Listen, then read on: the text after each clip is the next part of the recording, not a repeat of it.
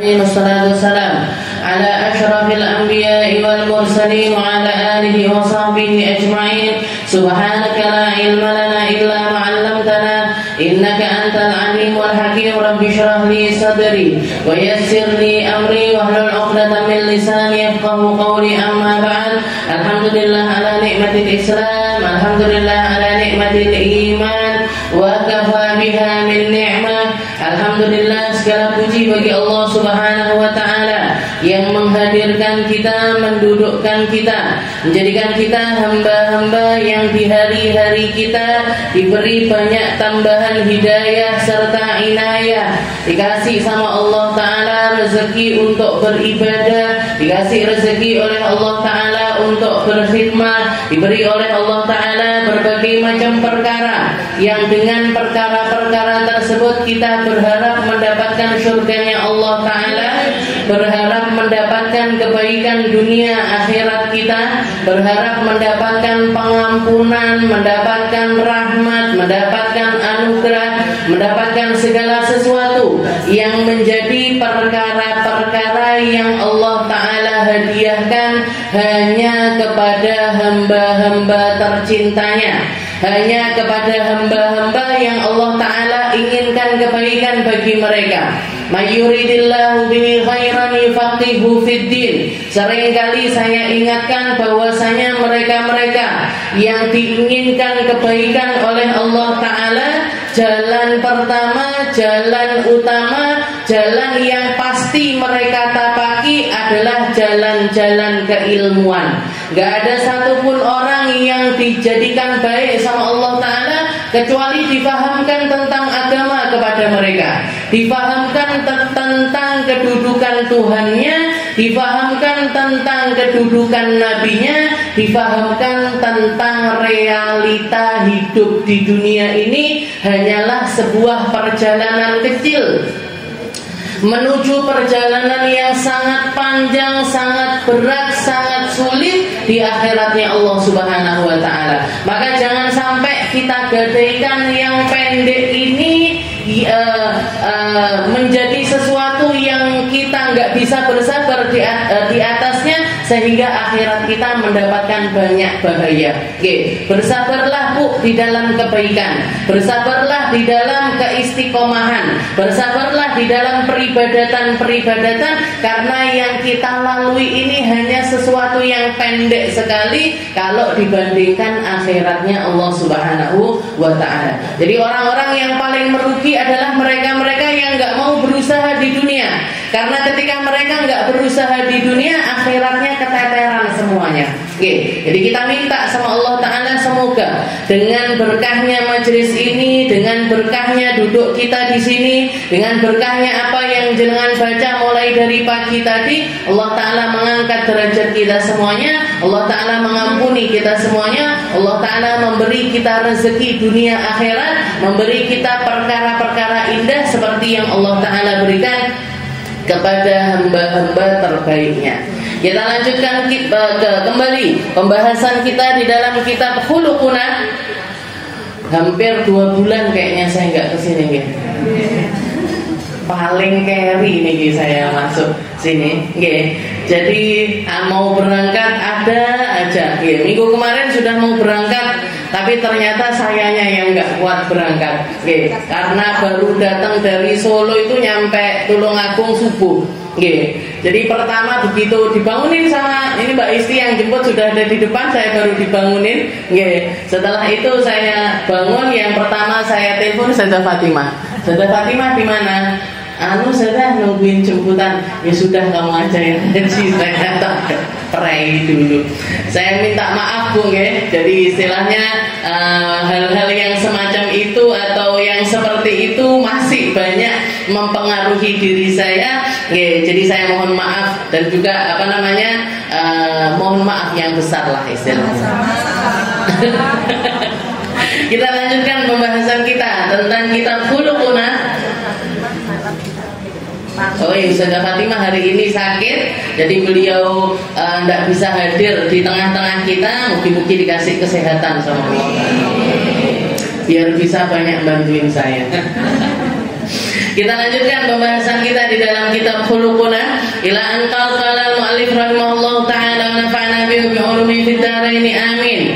Masih di dalam bab yang membahas tentang akhlak kita ma'a anfusina, dengan ketika kita memperlakukan diri kita sendiri, akhlak kita kepada diri kita masing-masing. Setelah Al-Habib Umar bin Hafid mengatakan bahwasanya jangan banyak makan, jangan banyak tidur, atau kita tertibkan di dalam dua perkara tersebut. Beliau mengatakan di dalam faedah yang berikutnya, nukhassis juz'an min awqatina, nunammi ma'lumatina, nuwassi' mafahimina, wa nu'ammik afkarana. Beliau mengatakan hendaknya kita dengan diri kita masing-masing sebagai bentuk syukur kita dikasih kehidupan sama Allah Ta'ala, sebagai bentuk tanda bahwasanya kita menggunakan nikmatnya Allah Ta'ala dengan sebenar-benarnya, yaitu nukhassis juz'an min awqatina, kita khususkan sebagian dari waktu-waktu kita.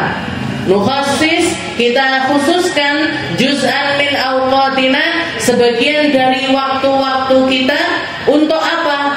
Nunammi ma'lumatina, untuk menumbuhkan pengetahuan-pengetahuan kita, wa nuwassi' mafahimina, dan meluaskan kefahaman-kefahaman kita, wa nu'ammik afkarana, serta memperdalam pikiran-pikiran kita. Jadi kita dengan diri kita masing-masing, salah satu haknya diri, salah satu haknya badan, salah satu haknya jiwa kita adalah ada waktu-waktu di setiap hari-hari kita di mana kita itu menjadi seseorang yang merenung, berpikir, bertafakur. Untuk apa? Untuk menambahi sesuatu yang ada di dalam diri kita berupa keilmuan-keilmuan. Jadi itu termasuk haknya badan. Seperti yang dikatakan oleh Nabi Muhammad SAW ketika beliau mendapati ada beberapa orang dari sahabatnya memilih untuk puasa setiap hari, memilih untuk bangun malam sepanjang malam, sampai istrinya nggak diperdulikan, rumahnya nggak diperdulikan, anak-anaknya nggak diperdulikan. Beliau fokus di dalam melakukan ibadah-ibadah kepada Allah Subhanahu Wa Taala. Datang Nabi Muhammad SAW ditegur sama Nabi. Katanya Nabi, inna li jasadika 'alaika haqqun, wa li batnika 'alaika haqqun, wa li zawjika 'alaika haqqun, wa li auladika 'alaika haqqun. Wahai engkau, enggak seperti itu caranya orang hidup.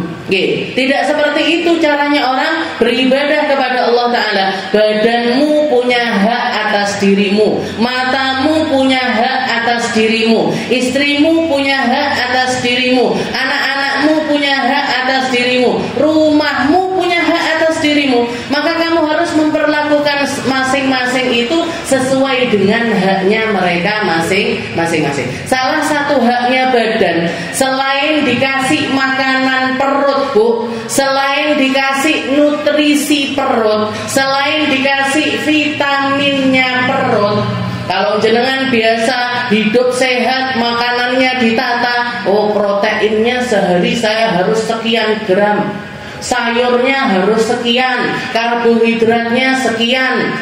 Kalau yang punya gulanya dikurangi atau bahkan nggak makan sama sekali. Kalau punya tensi yang asin-asin dikurangi. Kan seperti itu. Itu berarti apa? Kita menunaikan haknya perut untuk dikasih makan dengan cara yang baik. Maka selain kita ngasih makanan perut mereka, kita juga harus ngasih makanan ruhnya mereka. Apa makanan ruh ini tadi? Apa? Hikmah, ilmu, penambahan dari apa yang sudah kita pahami. Kita sudah paham tentang Islam, kewajiban-kewajiban di dalam agama kita, sesuatu yang turun kepada Nabi Muhammad SAW kita tahu beberapa hal di dalamnya. Tapi salah satu yang harus kita berikan untuk menambahkan emosinya ibadah-ibadah tersebut adalah dengan kita berikan hak-hak selain daripada itu. Sudah tahu yang wajib, ditambahi yang sunnah. Sudah tahu yang sunnah, ditambahi lagi yang berfaedah. Terus seperti itu. Dan kalau kita mau gali apa yang ada di dalam agama kita, gak akan pernah habis bu dibahas.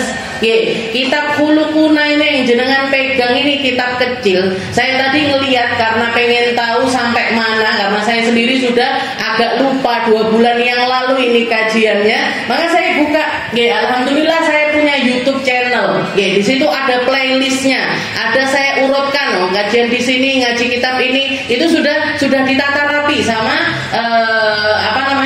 Mbak Lisa yang megang YouTube saya. Jadi saya buka Khuluquna. Saya lihat ternyata kita ngaji Khuluquna ini kurang lebih 3 tahun. Padahal kitabnya cuwilik, mentik bisa. Bukan cuma cilik, muntik. 3 tahun tapi nggak selesai. Tapi kan setiap kali kita pertemuan, setiap kali kita bertemu, ada aja ilmu baru. Bukan cuma jenengan yang merasakan, saya sendiri pun juga merasakan. Kadang-kadang yang pengen saya bicarakan ini apa, yang keluar yang lainnya. Yang keluar yang lainnya. Kadang-kadang ingat dulu kajian sama guru saya waktu di pondok di Dalwa. Kadang-kadang ingat apa yang diterangkan sama guru saya ketika saya di Hadramaut. Itu ketika kita belajar ataupun mengajar, seperti yang dikatakan oleh Imam Ali. Katanya Imam Ali, al-mal yanqus bil infaq wal ilm yazdad bil infaq. Bedanya ilmu sama harta. Kalau harta kita keluarkan mesti kelong. Meskipun itu di dalam sedekah. Jenengan punya duit 100.000, jenengan infakkan 50.000, nggak mungkin itu langsung di dompet langsung tanggal 1 saya tiba. Yang 50.000-nya sudah masuk misalkan sudah masuk kotak amal. Jenengan buka, kalau bawahnya 100.000 sudah pasti tinggal 50.000. Walaupun janjinya Allah Ta'ala ketika kita harta itu kita infakkan, dia akan bertambah. Liyazdad. Janjinya Nabi Muhammad 3 kali lipat pasti nambah. Jenengan keluar infak 50.000 mesti diganti sama Allah Ta'ala 150.000 itu pasti. Bahkan bisa jadi tambahan-tambahan dari Allah Ta'ala itu lebih daripada itu. Tapi kan bukan secara langsung, nggak cash, nggak langsung infak 50. Kalau kayak gitu bu, jenengan ngelebok nenek kota amal ini nggak saya ketemu, 10 juta langsung tambah 30 juta. Nah pasti itu. Nah jadi istilahnya katanya Imam Ali itu secara logikanya manusia, secara kasat mata kita keluar berapa pasti berkurang. Tapi kalau ilmu, ilmu kita infakkan, kita berikan kepada orang lain, dia malah justru tambah cekep, tambah banyak, tambah datang dari Allah Ta'ala. Yang lupa dulu didatangkan sama Allah Ta'ala. Yang nggak paham dulu dipahamkan sama Allah Ta'ala. Yang nggak ngerti dulu dingertikan sama Allah Ta'ala. Mungkin jenengan ngaji di sini mendengarkan saya nggak paham, tapi besoknya datang lagi rodok paham, 3 kali lumayan paham, sampai 10 kali baru paham benar. Nah itu kan berarti apa? Nambah ilmunya. Itu bedanya harta sama ilmu. Jadi katanya beliau, katanya Habib Umar, nukhassis juz'an min awqatina. Kita khususkan, harus ada ini di dalam waktu-waktu kita, di dalam hari-hari kita. Dan kalau bicara waktu, waktu itu kalau Habib Abdullah bin Alawi al-Haddad beliau mengatakan al-waqt ra'su mali. Sesungguhnya waktu itu adalah modal utamanya manusia. Modal utamanya manusia untuk selamat itu ya waktu, umur. Umur itu adalah modal utamanya seorang manusia untuk bisa mencapai syurganya Allah Ta'ala, untuk mendapatkan derajat-derajat tinggi di dalam syurga, itu pasti nggak bisa enggak kecuali lewat jalan umur. Umur, waktu, kesempatan, itu semuanya adalah ra'su malina, modal utamanya kita untuk mendapatkan kedudukan di sisi Allah Subhanahu wa Ta'ala. Makanya kaum solihin, orang-orang baik, orang-orang soleh, dimanapun mereka berada, yang sekarang ataupun yang sudah nggak ada, yang bisa kita temui zaman sekarang ini ataupun yang sudah meninggal dunia, salah satu perkara yang identik di dalam diri mereka, yang selalu ada, yang selalu menjadi sifatnya mereka adalah orang-orang yang minta sama Allah Ta'ala untuk mendapatkan waktu-waktu kebaikan dan diistiqomahkan di dalam kebaikan tersebut. Bahkan di antara mereka banyak yang minta untuk bisa merasakan, untuk bisa mendapatkan kenikmatan tersebut, bahkan sampai ketika mereka itu sudah nggak ada. Banyak di antara mereka yang minta sama Allah Ta'ala, ya Allah, kalau Engkau memberikan rasa nikmat seseorang untuk melaksanakan sholat di dalam kuburannya, maka berikan itu kepada saya. Karena mereka tahu persis nikmatnya ibadah sholat ini tadi. Jadi orang-orang baik itu selalu kalaupun minta panjang umur sama Allah Ta'ala, gak cuma sekedar panjang umur, tapi mintanya panjang umur fi ta'atillah wa fi ta'ati Rasulillah. Minta panjang umur di dalam ketaatan kepada Allah. Kenapa? Karena orang panjang umur gak taat percuma. Orang panjang umur tapi nggak panjang amalnya percuma. Orang panjang umur tapi nggak dikasih kenikmatan untuk melakukan kebaikan percuma. Panjang umurnya ini tadi percuma. Nggak ada manfaatnya sama sekali. Mendingan pendek umur. Kenapa? Akhirnya nggak nambah dosa. Nah, karena apa? Kalau orang panjang umur tapi kelakuannya buruk sekali, berarti apa? Di setiap waktu-waktunya dia nambahin dosa. Orang umur sampai 70 tahun, hobinya panggah mendem. Ini yang ngelihat aja sumpah. Apa nek Gusti Allah? Allah Ta'ala kalau melihat orang kayak gini, kira-kira modelnya gimana? Ya Allah, istilahnya umur tinggal berapa hari lagi kok panggang mendem maisian.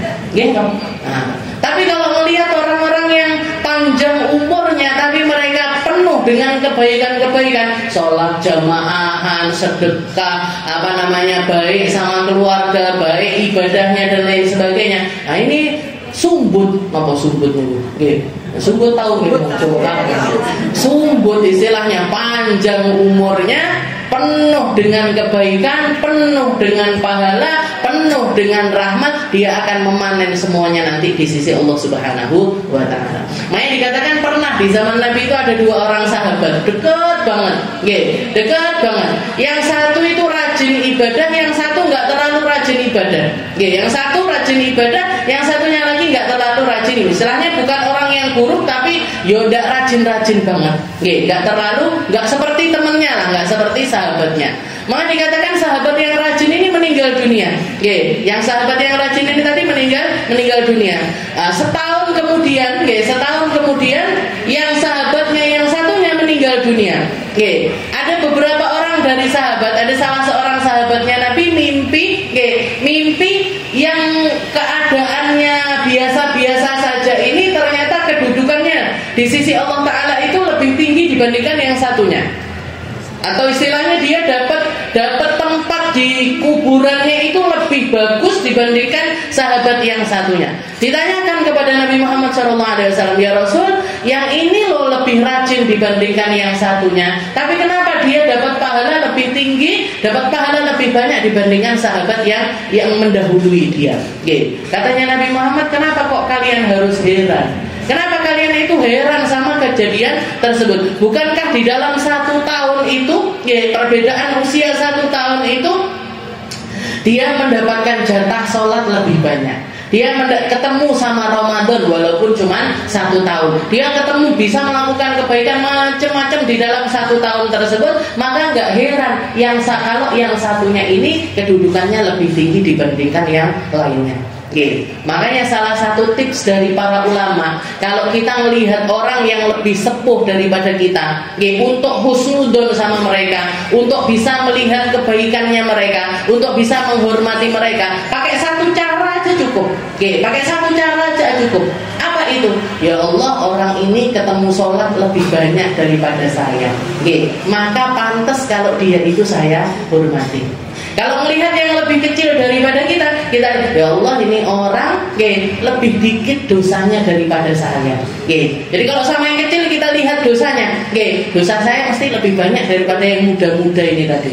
Kalau melihat yang lebih tua, orang ini ketemu sama Ramadan lebih banyak daripada saya, ketemu sama sholat lebih banyak daripada saya, maka itu sudah cukup alasan bagi kita untuk menghormati keduanya. Jadi karena ketemu sholat 1 kali aja, kita nggak bisa loh Bu minta jatah pahala 1 kali sholat aja. Kalau nggak dikasih umur sama Allah Ta'ala nggak bisa. Orang-orang yang ada di dalam kuburan itu permintaan mereka apa? Minta sama Allah Ta'ala dikembalikan, la'allana na'mal sholihan fima tarakna. Ya Allah, seandainya kami Engkau kembalikan ke dunia untuk apa? Na'mal sholihan, untuk bisa beramal soleh. Termasuk diantaranya apa? Sholat. Jadi yang paling ngiri sama kita sekarang itu yang sudah ada di dalam kuburan. Yang paling sakit hatinya, paling nyesel kenapa kok nggak mendapatkan, nggak ngambil porsi, nggak ngambil bagian tentang kebaikan-kebaikan yang masih bisa kita lakukan ketika kita masih punya umur. Itu orang-orang yang ada di dalam kuburan. Saking nggak iso muni, lek muni, awake dhewe sing semakin, sampai mereka muni kita yang. Jadi yang diminta para sholihin itu pertama itu, minta sama Allah Ta'ala kebaikan ini diistiqomahkan sampai akhir usia mereka, jangan sampai dicabut. Nikmatnya iman ini jangan sampai dicabut. Doanya Nabi, ada salah satu sahabat nanya sama Sayyidah Aisyah, ya Aisyah, doa apa yang engkau dengar paling sering dibaca sama Nabi Muhammad SAW? Ini Nabi Muhammad.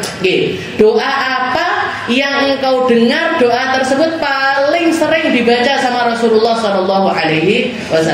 Maka jawabannya Sayyidah Aisyah, beliau mengatakan doanya beliau adalah ya muqallibal qulub tsabbit qalbi ala dinik. Ya muqallibal qulub tsabbit qalbi ala dinik. Sekelas Nabi Muhammad SAW minta kepada zat yang membolak-balikkan hati untuk ditetapkan di dalam agama Islam. Untuk ditetapkan di dalam agama Islam. Maka kita lebih butuh Bu. Makanya para ulama mengatakan ini doa jangan sampai pernah ditinggal. Setiap kali sholat, setiap kali selesai sholat, kalau jenengan istiqomahnya bacanya setelah sholat, dibaca setiap selesai sholat. Kalau istiqomahnya di dalam sholat, dan itu yang biasa saya lakukan, diajari sama guru-guru saya, itu dibaca setiap kali tahiyat akhir. Jadi setelah tasyahud akhirnya itu selesai, salah satu doa yang kita baca adalah doa tersebut, ya muqallibal qulub tsabbit qalbi ala dinik. Ya Allah, zat yang maha membolak-balikkan hati. Karena Allah Ta'ala ketika pengen balikkan hati seseorang segampang itu Bu. Orang baik jadi nggak baik, gampang sekali. Orang nggak baik jadi baik juga gampang sekali. Orang nggak baik jadi baik itu gampang sekali dirubah sama Allah Ta'ala. Maka yang kita minta kepada zat yang membolak-balikkan hati, tsabbit qalbi ala din, tetapkan hati kami di dalam agama Islam. Jadi yang diminta itu. Dan apalagi permintaannya, wa nasta'iduna minal kufur. Dan mereka sangat-sangat minta perlindungan dari neraka, minta perlindungan agar dijadikan orang-orang yang tidak kufur nikmat, dijadikan orang-orang yang terbebas, terhindar dari segala sesuatu yang dimurkai oleh Allah Subhanahu wa Ta'ala. Jadi intinya apa? Orang-orang baik ini mereka adalah orang-orang yang sangat pengen surga, sangat menginginkan menginginkan surga bukan cuman permintaan di lisan saja, tapi direalisasikan dengan semua yang mereka miliki.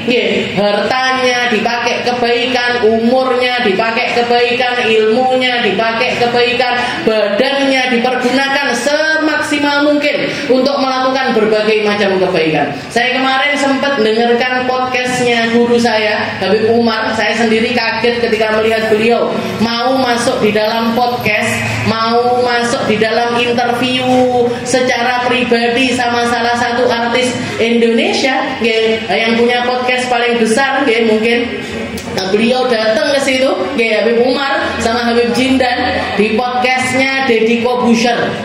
Jangan kalau mau ini bisa nonton, juga banyak sekali faedah yang bisa kita ambil dari setiap kalimat-kalimatnya Habib. Jadi beliau salah satu hal yang ditanyakan sama hostnya, yang ditanyakan sama pembawa acaranya, beliau itu nanya sama Habib karena melihat jadwalnya beliau yang begitu padat. Melihat jadwalnya Habib itu sehari bisa 4-5 jadwal, dan itu yang masuk di dalam jadwal. Jangan bayangkan yang di luar jadwal, mengunjungi Habib ini, takziah ke Habib ini, ziarah sakit di Habib ini dan lain sebagainya. Itu jadi bisa dikatakan seharian itu hampir full, mulai dari tengah malam sampai beliau istirahat mungkin jam 10, jam 11, itu seharian. Itu yang kita lihat jadwalnya di Indonesia, di Malaysia. Sekarang beliau nyampe di Thailand, jadwalnya luar biasa padat sekali, jadwalnya sangat-sangat padat sekali.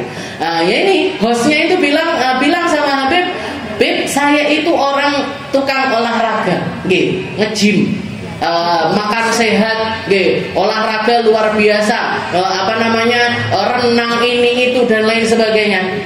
Tapi ngelihat jadwalnya Habib yang sepadat itu, kayaknya saya sendiri bakalan tumbang kalau melakukannya. Bahkan murid-muridnya Habib yang ikuti, gak ikut ceramah loh Bu, gak ikut ngomong, gak ikut buka kitab, gak mikir ilmunya apa, kayak saya mau ngaji itu persiapan mesti. Ini istilahnya ini yang cuman dengerin aja, banyak yang tumbang, banyak yang tumbang, sakit, dan lain sebagainya. Ini Habib ini kok bisa kayak gini, rengkete jadwal dan istilahnya gini. Kalau cuman itu aja mungkin kita takjub, tapi yang ditambah takjub lagi ketika beliau itu di setiap pertemuannya nggak kelihatan kayak orang capek, nggak kelihatan kayak orang letih, nggak kelihatan kayak orang ngantuk. Kalau saya kayaknya sudah tidur di majelis itu. Kalau saya yang ngaji sudah tak tinggal turu ibu-ibu kayaknya. Tapi Habib enggak, mulai dari ngajarnya tetap tetap yang seperti yang saya dengar biasanya Habib Umar di Hadramut sana. Jawabannya Habib, kami bisa seperti ini karena terbiasa mulai dari kecil. Dan itu Bu, saya pernah nemukan sendiri. Istrinya Habib Umar dengan jadwal yang mirip seperti Habib. Itu pernah beliau zaman itu bandara yang berfungsi itu masih di Son'a. Zaman saya masih di Hadramut itu, jadi ada 3 bandara sebenarnya di Hadramut itu. Ada di Mukalla, ada di Sewun, ada di Son'a. Kalau yang paling dekat sama pondoknya Habib itu Sewun. Sewun itu cuma perjalanan sekitar 1 jam aja, dari bandara ke pondok itu cuma 1 jam. Tapi waktu itu belum jadi bandara internasional, jadi nggak bisa landing di situ, itu nggak bisa. Zaman itu yang bisa landing itu cuma di daerah Son'a. Sedangkan Son'a itu perjalanan dari bandara ke pondok itu naik bis 13 jam. Naik bis 13 jam. Saya melihat sendiri, Bu Babah Nur itu datang ngajar kita, ngajarin kita sekitar jam 10-an pagi, jam 10-an pagi, dan beliau bilang, saya hari ini ngajar masih pakai pakaian yang saya pakai dari Indonesia. Masih pakai, jadi dari bandara nggak langsung pulang ke rumah, langsung berangkat ngajar. Dengan jadwal yang padat di Indonesia itu, beliau di Hadramut nggak ada bedanya Bu, nggak ada bedanya antara di sini sama di sana. Jadwalnya beliau di sana ya mirip seperti jadwalnya beliau di sini. Istilahnya orang-orang yang benar-benar tawajuh ilallah, yang hatinya, imannya benar-benar siap, kesabarannya di dalam ketaatan itu begitu kuat, itu dikuatin sama Allah Ta'ala untuk melakukan sesuatu yang di luar nalarnya manusia. Dan Habib bilang ini terjadi karena kita terbiasa mulai dari kecil, dan juga dapat bantuan dari Allah Ta'ala. Allah Ta'ala yang nguatin kita, Allah Ta'ala yang memampukan kita, Allah Ta'ala yang membuat kita itu bisa menjadi seperti ini. Dan bahkan beliau sempat cerita, saya pernah Pak Dedi, saya pernah walaupun nggak setiap hari, tapi ada beberapa waktu di dalam hari-hari saya pernah, paling banyak itu saya pernah ngajar, menghadiri majelis di dalam satu hari 17 majelis. 17 majelis di dalam satu hari. Ini loh Bu, orang-orang yang ngerti qimatul waqt, berharganya harta, berharganya waktu, bahwasanya waktu ini benar-benar dijadikan modal utamanya mereka untuk mencari ridhonya Allah Subhanahu wa Ta'ala. Jadi keajaiban Bu. Makanya nggak heran kenapa beliau itu disambut seperti itu di seluruh tempat. Semua orang, semua kalangan, semua golongan benar-benar memuliakan beliau. Bukan beliau yang minta kemuliaan tersebut, tapi karena Allah Ta'ala ingin menjadikan beliau ini bukti bahwasanya manusia ini bisa. Manusia ini bisa, manusia ini mampu. Ketika modal mereka itu adalah Allah Ta'ala, mereka merasa cukup dengan Allah, mereka merasakan keberadaannya Allah, iman Islamnya ditoto, bukan setahun 2 tahun, tapi puluhan tahun itu mereka usahakan. Jadilah mereka manusia-manusia yang sangat-sangat istimewa sekali. Jadi kalaupun misalkan kita nggak mampu untuk menjadi seperti itu, tapi paling enggak ditoto Bu uripe. Karena hidup kita ini semuanya berkaitan sama waktu. Semuanya berkaitan dengan waktu. Berapa banyak Allah Ta'ala bersumpah di dalam Al-Quran tentang waktu. Wal fajri walayalin ashar, demi waktu fajar, demi malam-malam, demi waktu duha, demi waktu siang, demi waktu malam. Atau yang global, Allah Ta'ala mengatakan wal asr, demi masa, demi waktu. Innal insana lafi khusr. Manusia ini semuanya, katanya Allah Ta'ala, semua manusia bakalan ada di dalam kesengsaraan. Semua manusia nggak mungkin selamat. Innal insana lafi khusr illal ladzina amanu wa amilus sholihat wa tawasau bil haq wa tawasau bis sabr. Orang-orang semuanya itu ada di dalam keburukan. Yang enggak buruk siapa? Yang enggak buruk orang iman dan orang yang beriman wa amilus sholihat. Ini enggak terputus, ini enggak pernah. Orang iman itu buktinya apa? Beramal soleh. Orang iman itu buktinya apa? Mereka menjadikan semua titipannya Allah Ta'ala dijadikan modal menuju Allah Subhanahu wa Ta'ala. Setelah itu apa? Hubungan antara manusia dibangun dengan cara saling mewasiatkan kebenaran, saling mewasiatkan kesabaran. Inti kehidupan kita ini cuma 2 ini tok. Kalau kita mau berhubungan baik sama manusia, kasih wasiat satu sama lain itu dengan kebaikan. Yo dibenakne yo awake dhewe titik-titik arepe sampai kapan koyo ngene. Yuk kita benerin yuk sholat kita. Yuk dibenerin yuk manajemen keuangannya kita, biar nggak nyesel banget di akhirat. Mana yang dinikmati, mana yang diinvestasikan untuk akhirat kita, mana jatah kita dari wakaf, mana jatah kita dari sedekah, mana jatah kita dari jariyah, mana jatah kita dari berbagai macam jalan-jalan kebaikan yang ditawarkan oleh Allah Ta'ala dari segala sesuatu ini tadi. Jadi seperti misalkan kayak ketika Rasulullah nanya kepada Sayyidina Utsman, wahai Utsman, apa sesuatu yang paling kamu sukai ini apa? Katanya Sayyidina Utsman, it'amut ta'am. Dari sekian banyak modelnya sedekah ya Rasul, yang paling saya sukai adalah ngasih makan orang. Ngasih makan orang. Maka beliau menjadi orang ahli sedekah dengan model apa? apa? Dengan model ngasih makan orang. Oke. Ada kayak semacam Sayyidina Ali, apa yang paling kamu sukai wahai Ali? Saya itu ya Rasul paling senang ketika menghadapi musuh di medan peperangan. Apa nggak butuh modal ini? Butuh modal. Beli kuda butuh modal, beli pelana butuh modal, beli pedang butuh modal, beli baju besi butuh modal. Dihabiskan uangnya untuk peperangan. Oke. Dan macam-macam. Oke. Kalau Sayyidina Abu Bakar sukanya merdekakan budak. Orang-orang yang ada di dalam perbudakan dimerdekakan sama Sayyidina Abu Bakar. Okay. Sayyidina Umar suka. Pokoknya semuanya punya model-model. Jadi apapun yang Allah Ta'ala berikan ke kita ini, Bu, bisa dijadikan modal kita untuk jadi orang baik. Tawasau bil haq, tawasau bis sabr. Okay. Setelah itu apa? Saling mewasiatkan kesabaran. Kenapa? Karena nggak ada satupun manusia hidup di dunia kecuali dapat ujian dari Allah Ta'ala. Okay. Ada yang nggak diuji di sini di dalam hidupnya? Enek sing uripe lempeng banget. Gak pernah sedih, gak pernah kekurangan, gak pernah ditinggalin orang tercinta, gak pernah sakit. Ada? Gitu. Fir'aun kalau ada. Diujo sama Allah Ta'ala, istidraj, dibikin sama Allah Ta'ala, semua kenikmatan ditimpakan kepada Fir'aun. Kenapa katanya Allah Ta'ala? Biar dia puas menikmati duniaku, biar aku puas menghadap dia nanti di akhirat. Na'udzubillahi min dzalik. Tapi janjinya Allah Ta'ala mayoritas manusia gimana? Walanabluwannakum bisyai'im minal khauf wal ju' wa naqsim minal amwal wal anfusi wath thamarat. Semua manusia selama mereka hidup di dunia akan aku uji mereka. Dengan apa? Dengan rasa takut. Okay. Takut apa?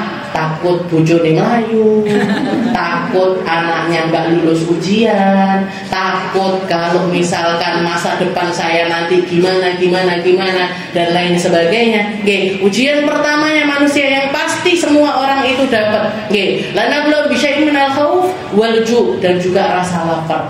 Oke, wa naqsim minal amwal, kurangnya harta. Oke, karena nggak semua orang punya harta terus. Oke, banyak di antara mereka dulunya nggak punya, setelah itu punya. Ada yang dulunya punya, habis itu nggak punya.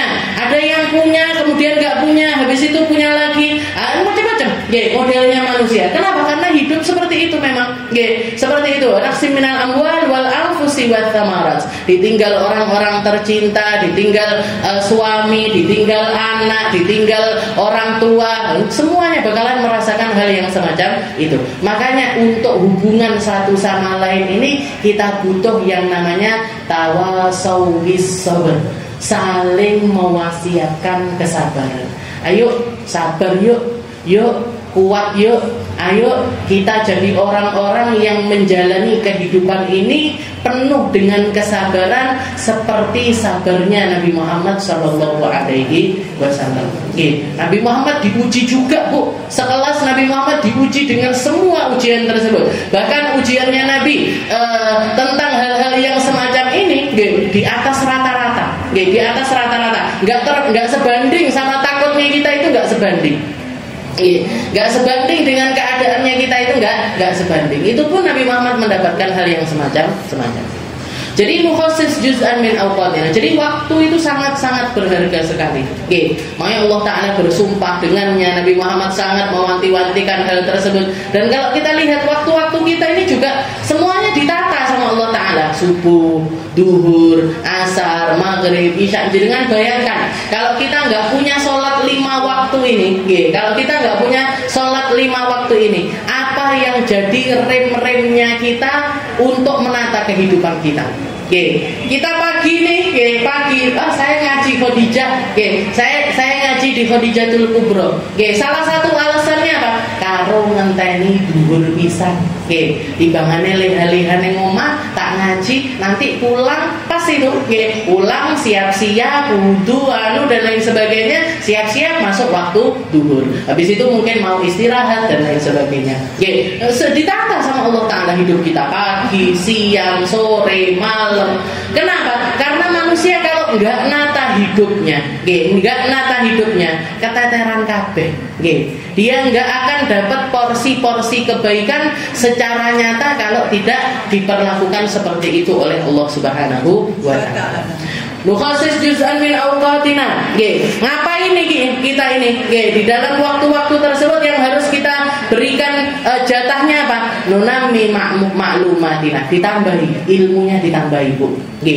Salah satu golongan manusia yang paling dibenci sama Allah Ta'ala adalah orang-orang alimun bi'ulumid dunya, ngerti sama ilmu dunia, punya waktu untuk belajar ilmu dunia, punya porsi untuk nambahi ilmu dunia, jahilun bi'ulumil akhirah, tapi bodoh akhiratnya.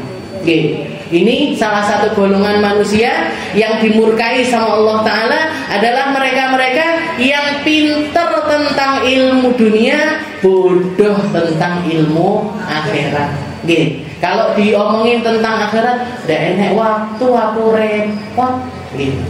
Nggak punya kesempatan aku buat hadir majelis, padahal datang seminar iso. Buat pelatihan ini bisa, buat pelatihan itu bisa, nambahi ilmu komputer bisa, nambahi ilmu IT bisa, nambahi ilmu ini itu dan lainnya bisa. Tapi kalau diomongin tentang akhirat, katanya nggak punya kesempatan. Ini yang diceritakan sama Allah Ta'ala di alam akhirat. Di alam akhirat orang-orang kafir itu, orang-orang kafir itu minta dikembalikan sama Allah Ta'ala. La'allana na'mal salihan fima tarakna. Ya Allah, kasih kami kesempatan untuk beramal soleh kembali karena kami telah meninggalkannya semasa hidup. Katanya Allah Ta'ala, dijawab sama Allah Ta'ala, afalam nu'ammirkum, apa kalian ini enggak tak kasih umur? Apa kalian ini enggak tak kasih usia? Apa kalian ini enggak saya kasih kesempatan? Kalian saya beri kesempatan sebagaimana yang saya berikan kepada orang-orang baik.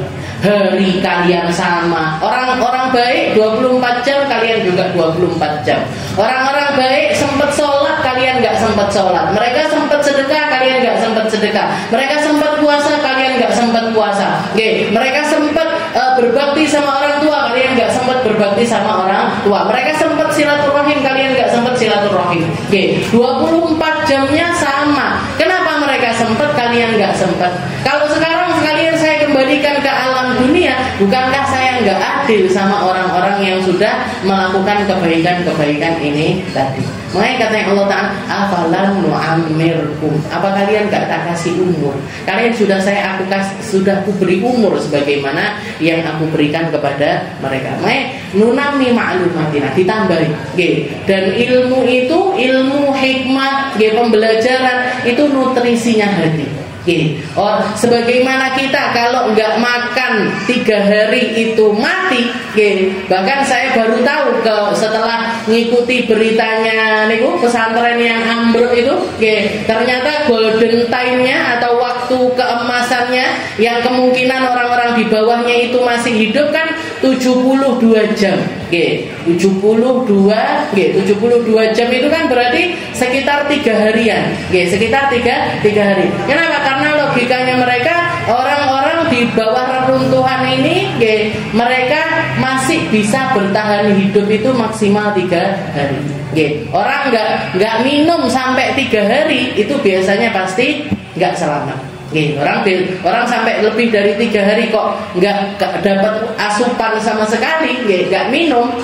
Kalau makan katanya bisa sampai 7 hari, tapi kalau minum itu cuma 3 hari, itu mesti meninggal dunia. Maka begitu juga dengan roh kita. Hati kita ini kalau nggak dikasih makan sampai 3 hari, nggak dapat hikmah sama sekali, nggak dapat ilmu sama sekali, nggak ada tambahan kebaikan sama sekali di dalam roh kita, mati, Bu. Mati, Bu. Makanya yang absen ngajinya sampai 3 tahun, absen ngaji sampai 3 tahun, itu mau masuk ke majelis lagi, bote luar biasa, sulitnya luar biasa.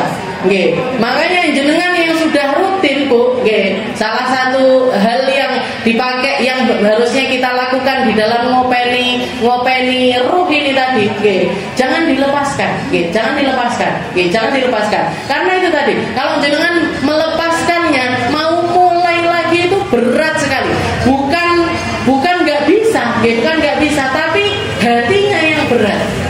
Bukan jauh tempatnya, bukan, tapi roh kita ini pripun wis rada koma. Kalau sampai 3 tahun itu bukan semaput lagi, koma dia. Jadi mau memulihkannya untuk kembali bersemangat itu ya butuh waktu yang sangat panjang. Jadi yang 3 hari jatahnya untuk jangan sampai nggak dapat hikmah sama sekali itu adalah 3 hari. Nunami ma'lumatina wa nuwasi' mafahimina, kefahamannya diluaskan. Ngelihat fenomena zaman, ngelihat jangan belajar, dan sebenarnya belajar lewat HP, belajar lewat internet, media sosial dan lain sebagainya. Nah, itu juga bisa menjadi kesempatannya kita ketika waktu kita terbatas. Jadi misalkan memang repot betul, nggak bisa, saya mau mantu, saya dari persiapannya 2 bulan 3 bulan nggak bisa datang ke majelis misalkan, serepot apa sebenarnya. Nah itu ya udah, kalau memang benar-benar nggak bisa, ya udah diikuti lewat online. Ngaji saya juga ada di YouTube, ngajinya Ustazah Halimah ada di YouTube, ngajinya Habib Segaf ada di YouTube. Sebenarnya kalau mau luas lagi, Habib Umar ada di YouTube. Tapi like jenengan ngerungokne Habib Umar kan kayak murotal. Kalau nggak ada penerjemahnya kan jadi kayak murotal. Jadi istilahnya, ya udah, yang ulama-ulama Indonesia ini nggak istilahnya nggak kekurangan, kita dari ulama itu nggak kekurangan. Banyak sekali ulama-ulama yang tersebar di antara kita. Untuk apa gunanya? Nuwasi' mafahimina, biar kefahaman kita itu tambah luas. Karena manusia juga kalau nggak ada di dalam lingkungan ini, seperti perkataannya Sayyidina Ali bin Abi Thalib kepada Kumail bin Ziyad. Jadi Sayyidina Ali itu pernah berwasiat kepada salah seorang tabi'in. Jadi beliau mengatakan, ya Kumail, innal quluba awiyah. Katanya Sayyidina Ali, wahai Kumail, hatinya manusia ini kayak sebuah wadah. Wa khairaha aw'aha, dan paling baiknya wadah itu adalah yang paling bisa mendengar, yang paling banyak mendengarkan. Fa'i ma qultu, maka dengarkan apa yang akan aku ucapkan, wahai Kumail. Katanya Sayyidina Ali ditambah lagi, ya Kumail, innan nas thalatha, wahai Kumail, manusia di atas muka bumi ini ada 3 macam golongan.